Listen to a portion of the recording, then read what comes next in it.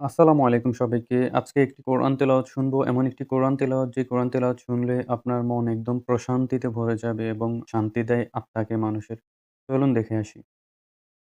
قالوا ربنا أمتنا اثنتين وأحييتنا اثنتين فاعترفنا بذنوبنا فهل إلى خروج من سبيل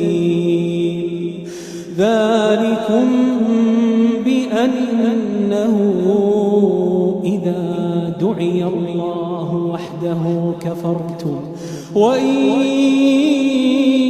يشرك به تؤمنوا فالحكم لله العلي الكبير। সুবহানাল্লাহ, আলহামদুলিল্লাহ। কি অসাধারণ কোরআন তেলাওয়াত! একদম মন প্রশান্তিতে ভরে যায়। কোরআন তেলাওয়াত ভালোবাসলে আমাদের চ্যানেলটি লাইক করুন, কমেন্ট করুন, শেয়ার করুন এবং সাবস্ক্রাইব করুন আমাদের চ্যানেলটি। সবাই ভালো থাকুন। আসসালামু আলাইকুম।